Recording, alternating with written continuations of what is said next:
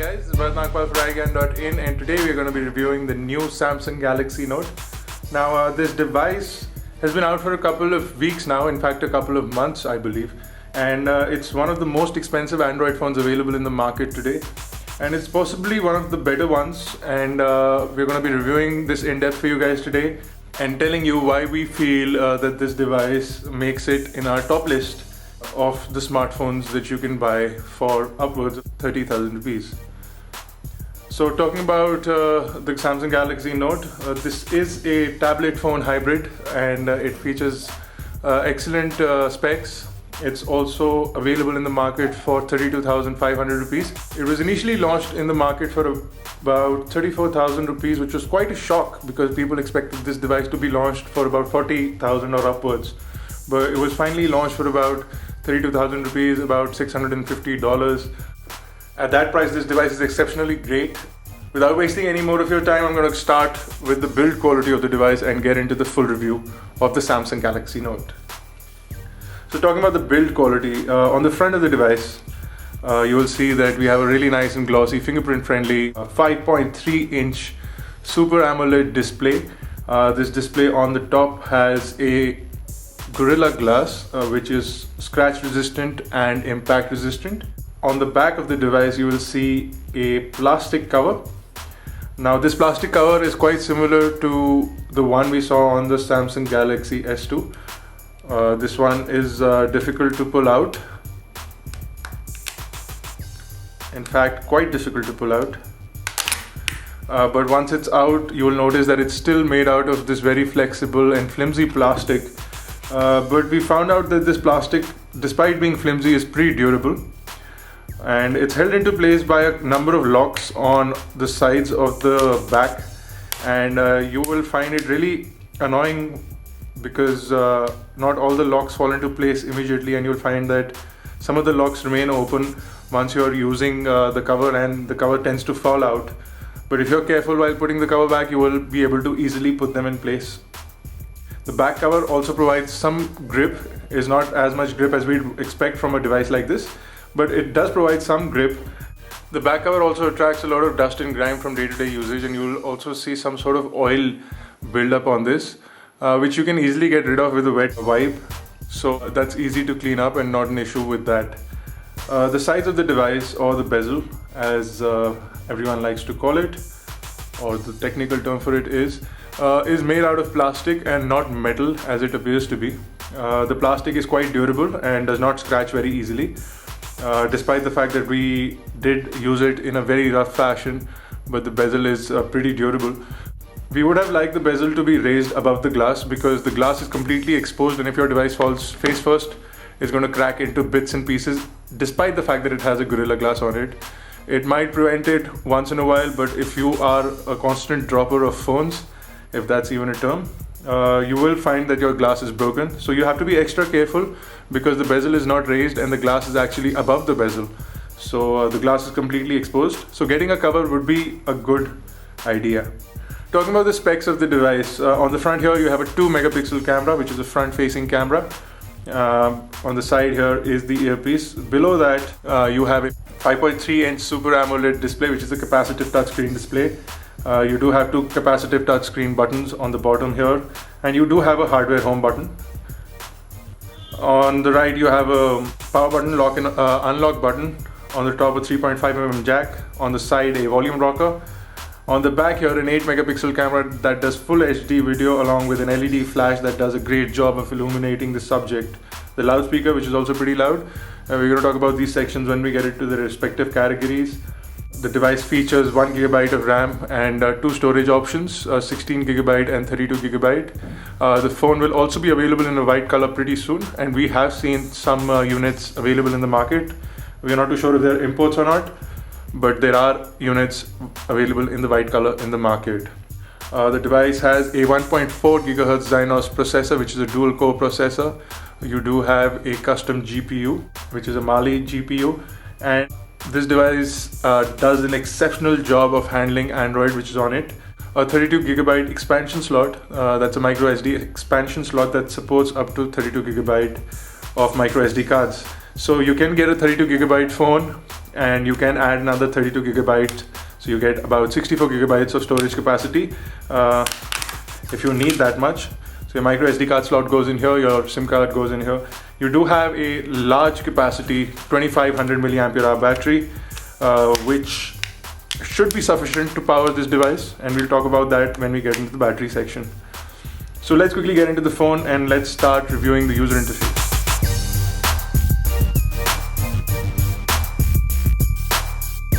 So starting with this is the new lock screen that Samsung has started to use on their phones, and this is based on their TouchWiz user interface. Earlier you would see that the whole screen would move out of place. Now they've got this honeycomb style unlocker, which is pretty good to look at, and you can customize the wallpaper. Of course, you get your date and time information top left. You also get your location and weather information just below the date and time.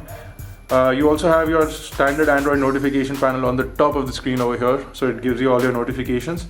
But you also have something interesting here, which is quick jump to whatever you've missed. So if you've got a missed call, that'll show up in a bubble like this one, and if you've got messages like we have here, about 26 unread messages, so you can just click on that and drag it to the side and it'll go directly to the messaging panel.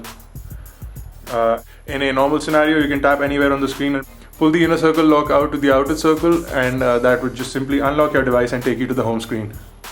Now coming to the home screen, the home screen is based on TouchWiz user interface. This is the latest iteration of TouchWiz on Android 2.3 on Gingerbread, and this is one of the smoothest Samsung interfaces that we have dealt with in a very long time. This device is very responsive. This touchscreen is immensely responsive and is a lot of fun to play around with.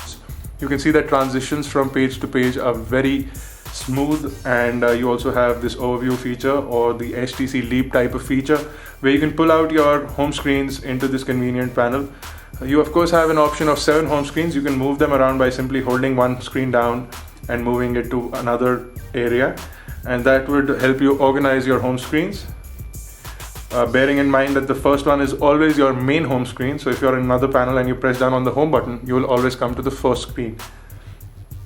You can also customize each individual home screen in your own fashion. For example, we've got a photo widget over here, which we can remove easily by pulling it down. Now, holding down on the home screen will let you add widgets, shortcuts, folders and wallpapers. So for example, we need to add a widget. Samsung has this unique feature that all your widgets show at the bottom, so it's much more easier to add a widget. So I'll just add another picture frame over here, and for example, I just take the same image and I say okay. It'll put the picture frame in the home panel and give it a size. Now if you like the size, it's fine, but if you don't like the size, you can hold down on the widget and drag it to increase the size of the widget. So that's how easy it is to add a widget onto the screen. And of course, Samsung lets you customize most of the widgets that it provides. Now Samsung also has standard Android features. For example, this notification panel, you do get your quick power launch buttons at the top here, so Wi-Fi, Bluetooth, GPS, silent mode and auto rotation are over here. You also have your standard Android notifications that show up in the notification panel without any problems. You can of course add widgets from the marketplace. You can download apps, do all those things that you would on an Android device, and most of the applications are supported well on this phone, and you will have no issues downloading them and using them on the Samsung Galaxy Note. If I go into the all applications drawer or the all applications page, you will see that it's a left to right scroll type of application drawer. Now you can customize the application drawer according to your liking as well. So you just press down on the menu button and you can put it in a list view if you like that, and if you think that's more convenient. You can also obviously quick jump to whichever letter application you're looking for. You can also put it back in grid view and then customize the grid view a little further. So if you want to move around applications in your own order, you can do that as well by simply dragging and dropping applications in whatever order that you may like to put them in. You can also add pages and make larger pages. You can add an app to that page. It's fairly easy. So just pick up an app and put it in a new page. It'll make another page out of it. One more thing that you can do is add folders. Pick up apps and put them in a folder, and that would create a new folder for you. So it's as easy as that. So you get a folder. You can obviously rename the folder as well. This is a very cool feature of the Samsung Galaxy Note. It's also a standard feature of TouchWiz, and it allows you to really customize the user interface and make it a little better and according to your suiting. So we like that a lot. So let's quickly jump into the settings, and I'll show you that this device is actually running Android 2.3.5, the latest version, and it obviously does have TouchWiz user interface over the Android 2.3.5 Gingerbread. One more thing that we like about the Galaxy Note is that you can always update your device directly via the software update option in the about screen. So you get all your updates directly over the air. So no issues with that as well. I'm going to quickly jump into the dialer, show you that it has a really nice and standard Samsung style dialer with large buttons and easy to dial. You can also make video calls, so direct video calls over 3G you can make with this device, no issues with that. You also have a really nice high resolution 2 megapixel front facing camera, which is a pretty good camera for making video calls from your device. Pretty interesting. You can also obviously go into your logs, your contacts, your favorites and your groups directly by tapping on them. So without any issues you can do those things as well. There was a certain lag over there, but not major issues.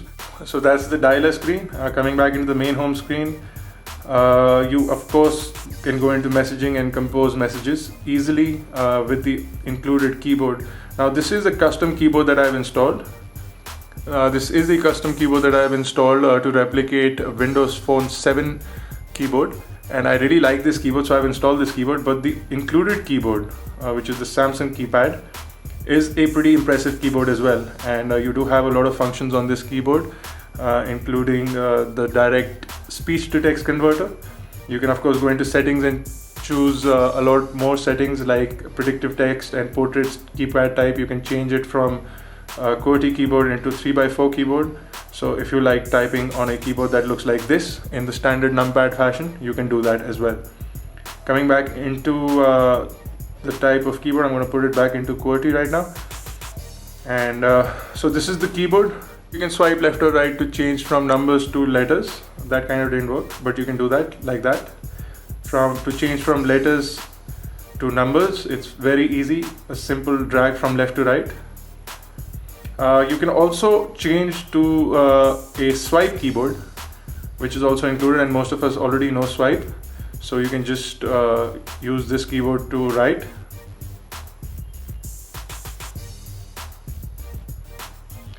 So that's very easy to write using the swipe keyboard. One more feature that Samsung has included is the S Pen, and of course we've talked about the S Pen extensively in the S Pen video, which is over here. So you can check that video out and you'll get an in-depth view of what the S Pen can do. But to give you a short overview of the S Pen, so for example, we are in the messaging panel here. I'm going to shift back into the Samsung keyboard, changing the input method into the Samsung keyboard, and from here, by just tapping this little icon on the bottom right, you can shift between keyboard to text input, and now you can actually scribble down whatever you want to write and it will convert that into text, which is a good feature, and it has great recognition of your words. The only drawback is you can only write word by word. So for example, let's start by writing a bunch of words.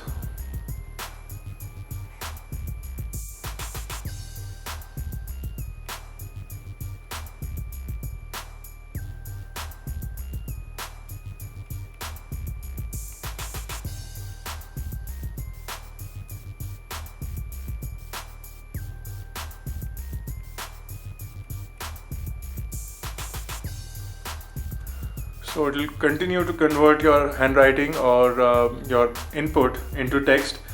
This takes some time to get used to, but it does a great job of recognizing your handwriting if you've been scribbling on it a lot. We just reset this phone for the purpose of this review, so it's not recognizing my handwriting that much, but I've been using it and it actually trains as per your handwriting, and the more you use handwriting to text, the better it becomes. The other features of the S Pen, I'm just going to do a quick overview. You also have a button on the S Pen that allows you to do functions that are different from just using your finger. So by holding down the button and tapping on the screen will give you a screenshot. So we got a screenshot of our Twitter feeds, and we can now simply crop out things that we like. For example, I just take this photo. I can just crop that out and then share it with whoever. So these features, you've possibly seen them in ads, allows you to share your image crops with a bunch of features, and of course you can take it to the S Memo, the Samsung Notepad for the S Pen, which allows you to play around with features and sketch and draw and write over things that you've cropped out. So as you would have seen in TV advertisement of the Samsung Galaxy Note. So you can do these kind of things with the pen, and of course the pen also replicates other features. So holding down the button, you can always slide left to replicate the back button. You can always slide up to replicate the menu button. You can double tap on the home screen to bring out a quick note, and you can scribble on it, you can sketch on it, you can paint on it using a paintbrush. It's an impressive feature, and if this is of use to you, if you like to sketch, draw, or if you do a lot of presentations on the go, this can be an excellent feature for you.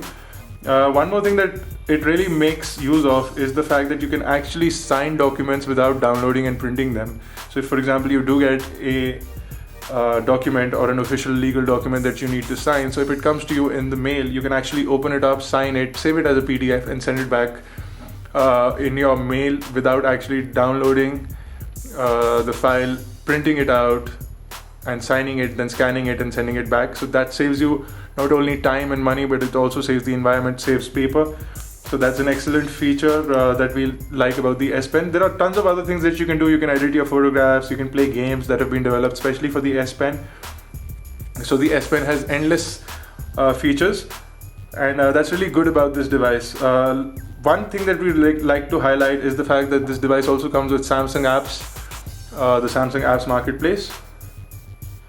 With this Samsung apps, Samsung actually gives you a lot of applications for free. There's something wrong with my Wi-Fi. I'm just going to quickly reload it. So with the Samsung apps, coming back to that, Samsung actually gives a lot of free applications to their users. So for example, there's a special event going on for Air Penguin and Riptide GP HDs for free. You also get Trial Extreme for free. So these are things that Samsung picks up and gives to their users for free. You can also jump from hot selling to new, and you also have top applications. In this, you also have paid applications that have been subsidized. Of course, you have a host of free applications that Samsung has picked out for you guys. You can also find these applications by category, or you can search for an individual application. So great Samsung application store that has been included, and we really like that. Quickly jumping into the internet browser, it's time to look at our favorite website, and we all know what that is. So once you load up iGyaan.in, it loads up mobile websites without any issue. So as you can see, mobile websites load fast, and the smoothness of kinetic scrolling and the overall look and feel of viewing websites on this device is absolutely brilliant. Keeping in mind that this device has a beautiful 5.3-inch Super AMOLED display, which is just brilliant. Your blacks are extremely deep and they look great, especially when you're reading text. Black text will look exceptionally nice on this screen. If we switch to a full website view, and we're going to do that just right now, and we'll also shift from portrait into landscape, and you'll see that it loads up full websites without any issue. And you can zoom out all the way and see the full width of the website. Now this device has extremely nice specs, so it will support Flash and mobile Flash. Latest version of Flash runs on this without any issue. So your website content, even though if it's in Flash, will play without any issue on this device. The screen is absolutely brilliant, and you can see that the browser is very smooth. There is no issue. It was pretty quick in loading up our images and our text. You'll see that pinching and zooming in is also very smooth. You can pan around, zoom in and pan around. It's very smooth and almost without any lag whatsoever. There is zero pixelation in text, no matter how deep you go in. So all sorts of Flash content plays on this device, and because of the size of the screen, websites and the internet experience is simply brilliant. So we're going to quickly jump into YouTube and play a video for you guys.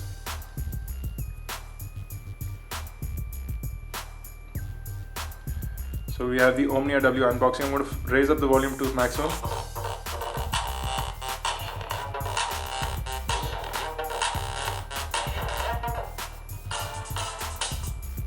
What's happening, guys?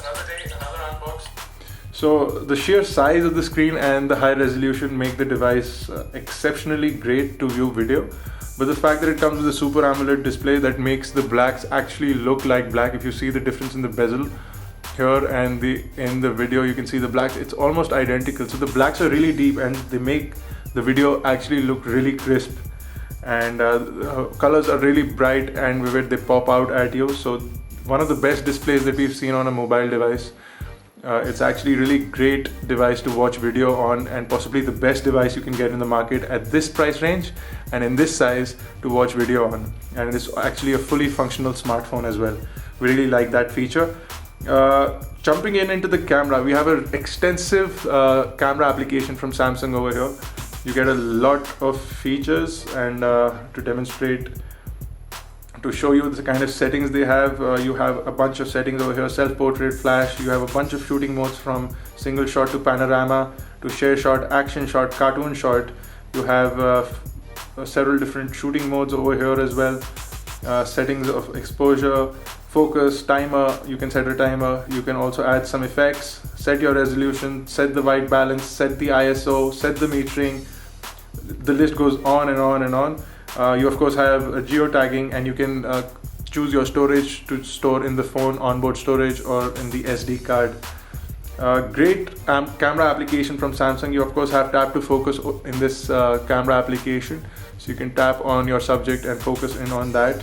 You can also switch from picture mode to video mode, and you can record video up to full HD 1080p. And you can also set the resolution to lower if you want to record for lower.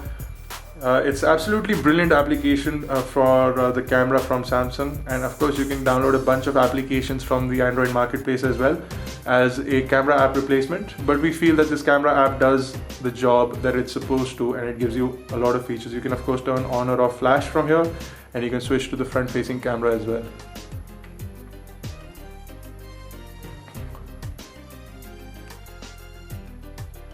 So we'll post some sample videos and images on the full review page on iGyaan. You can check that out.